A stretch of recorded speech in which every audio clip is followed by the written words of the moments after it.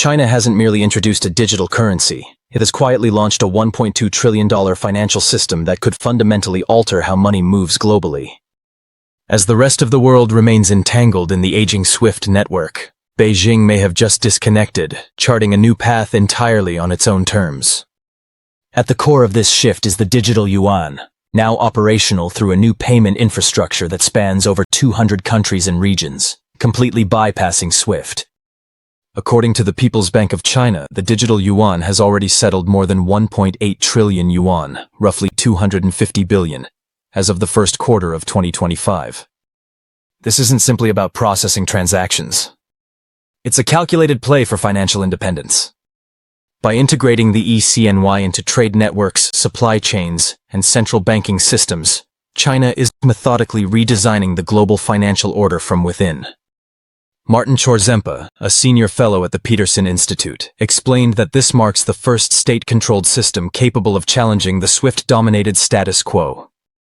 While the US dollar was crowned the global standard in 1944 at Bretton Woods, China is now positioning itself to contest that dominance, using software, infrastructure, and bilateral financial pacts instead of force. Since 2015, Beijing has signed more than 41 currency swap deals totaling approximately $580 billion, constructing a decentralized ecosystem for direct yuan-based trade that avoids dollar-clearing banks entirely. By late 2024, nearly 38% of China's international trade was conducted outside the SWIFT system, largely through CIPS, the cross-border interbank payment system, which now links over 1,400 financial institutions across 110 countries. In real terms, this means an oil shipment from Saudi Arabia to China can be cleared in yuan in seconds, with zero involvement from US banks. While SWIFT still dominates, facilitating about 40 million messages daily, its hold on trade in developing economies is slipping.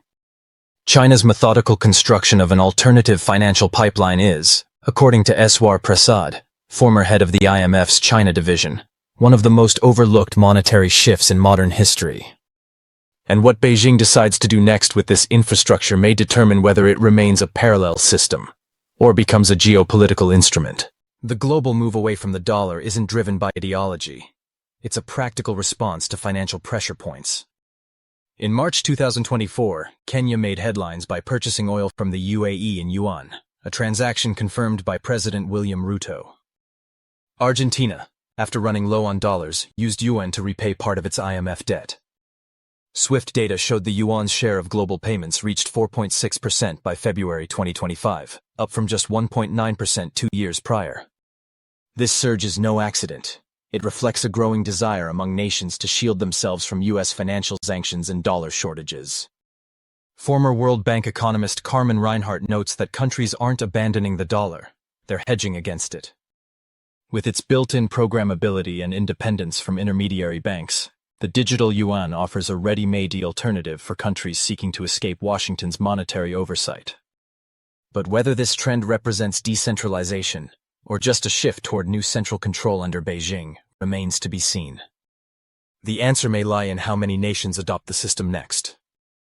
In a 2023 cross-border pilot involving Hong Kong and the UAE, the digital yuan cleared trade invoices in seconds and cut transaction costs by up to 98%, according to a report by the Bank for International Settlements. Unlike SWIFT, which only sends payment instructions, China's system performs real-time transfers of actual funds, removing the need for clearing intermediaries and eliminating forex bottlenecks. With traditional SWIFT payments often taking 1 to 3 days and costing up to $50 per transaction, China's system offers both speed and efficiency at scale. As Josh Lipsky, former IMF advisor and now with the Atlantic Council, remarked, China isn't just building faster rails, it's removing the station altogether.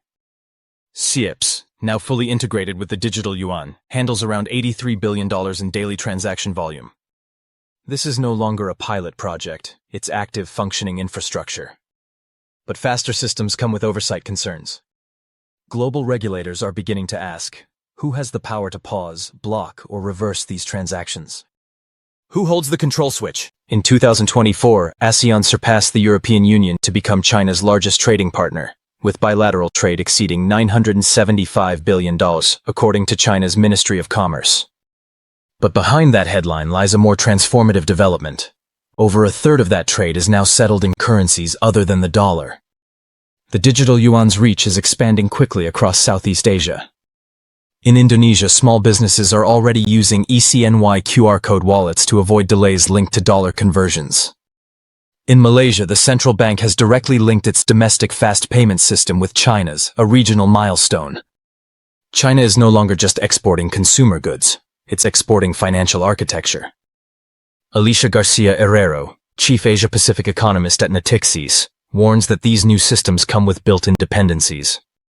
When the infrastructure, pricing mechanisms, and settlements all operate on Chinese platforms, the region's independence starts to erode, despite maintaining legal sovereignty. The real shift begins when ASEAN's most influential economies become digitally anchored to the yuan. That's when China's economic role shifts from a trading partner to a systemic power. Once viewed as a symbol of U.S. financial dominance, Washington's sanctions regime is now fast-tracking the emergence of rival systems. After Russia's abrupt exclusion in 2022, China's alternative to SWIFT, CIPS, has seen transaction volumes soar by over 90%, averaging $83 billion daily by early 2025, according to the People's Bank of China. This rise has coincided with growing uptake of the digital yuan in countries hit by sanctions or grappling with limited dollar reserves. Pilot programs for cross-border digital settlements have already surpassed 1.8 trillion yuan, or roughly $250 billion.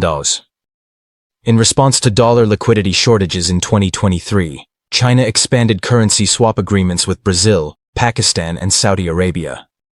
The more Washington weaponizes the dollar, the more appealing China's financial infrastructure becomes, says former IMF official Eswar Prasad. Even partners traditionally aligned with the West, like Indonesia and the UAE, are now experimenting with yuan-based transactions in oil and agricultural. Ironically, the very instruments designed to isolate adversaries are encouraging the development of financial ecosystems that bypass American oversight. If pressure fosters progress, the next disruptive innovation may not come from Silicon Valley, but from Shanghai. The Belt and Road Initiative, BRI, with over $1.1 trillion invested across 148 countries, has evolved beyond roads and ports. Its true connective tissue isn't physical, it's monetary. And the digital yuan is becoming the default medium. In projects like Pakistan's Gwadar port, Kenya's Mombasa terminal, and the Laos-China high-speed railway, contractors are now paid in e-CNY through wallets linked to the Chinese central bank. Bloomberg reports that at least 13 countries involved in BRI are testing renminbi-based digital transactions. In some cases, e-CNY is even embedded into debt repayment mechanisms via smart contracts. Alicia Garcia Herrero, chief economist at Natixis, describes it as programmable alignment. Beijing isn't just offering funding, it's setting the conditions under which that money moves, is spent, and can be reclaimed. So if the e-CNY effectively locks nations into China's financial orbit, then BRI becomes less about development and more about strategic entanglement. Is this infrastructure or economic soft power on autopilot? Meanwhile, the BRICS alliance, now joined by Saudi Arabia, Egypt, and the UAE, has quietly morphed into a testing ground for digital currency integration. At the 2024 Johannesburg Summit, members agreed to prototype a cross-border payment system using their respective central bank digital currencies, CBDCs, with China's digital yuan taking the lead in practical deployment. The Atlantic Council's 2025 CBDC tracker shows 4 BRICS central banks piloting international transfers without the dollar. At the same time, SWIFT data reveals that the renminbi has surpassed the euro in parts of South-South commerce. As Josh Lipsky of the Atlantic Council notes, this isn't a case of destroying the dollar. It's a decentralization of power through innovation. And with Brazil and Russia calling for a unified settlement system by 2026, the dollar's position as the global default is entering a period of recalibration. But if the world's financial landscape becomes segmented, who manages the overlap? Who sets the protocols when different systems meet? Early in 2025, former President Trump unveiled a sweeping 60% tariff on all Chinese goods, twice the rate from his first administration. Beijing didn't retaliate with direct countermeasures. Instead, it deepened the integration of e-CNY into its trade policies. A Q1 2025 report from China Securities Journal shows digital yuan-based exports rising 19.3% compared to the previous year, State banks now provide exporters with e-CNY credit at lower interest rates than dollar-denominated loans. Meanwhile, institutions like Bank of China International, based in Hong Kong, offer yuan-backed letters of credit for regional shipments at costs up to 40 basis points below their US dollar equivalents, according to the South China Morning Post. So while tariffs may create short-term hurdles for Chinese exporters, they are also encouraging Beijing to insulate itself further from US monetary influence. As Mark Sobel, a former US Treasury official, told the Wall Street Journal, the unintended outcome of these policies is to accelerate the very architecture designed to counteract them. This is no longer about trade disputes or import quotas. It's a high-stakes race to build the next-generation global financial framework. The dollar won't disappear, but its gatekeeping power is being eroded, piece by programmable piece. As Western capitals debate tariffs, China is embedding its currency into regional agreements, digital wallets, and major infrastructure projects. This goes beyond payment. It's about programmable distribution, algorithmic control, and embedded policy enforcement. It's a financial system where value can be restricted, reversed, or directed at will, depending on the issuer's code. And the big question is, when the next crisis strikes, when the global system is short on liquidity, will nations still turn to Washington? Or will Beijing's rails, already built and active, become the emergency lanes of last resort? China isn't just preparing to survive the next financial conflict. It's preparing to define its terms before it even begins. If the liquidity rescue in the next global downturn doesn't come from the US, will the world be ready to accept China's terms instead?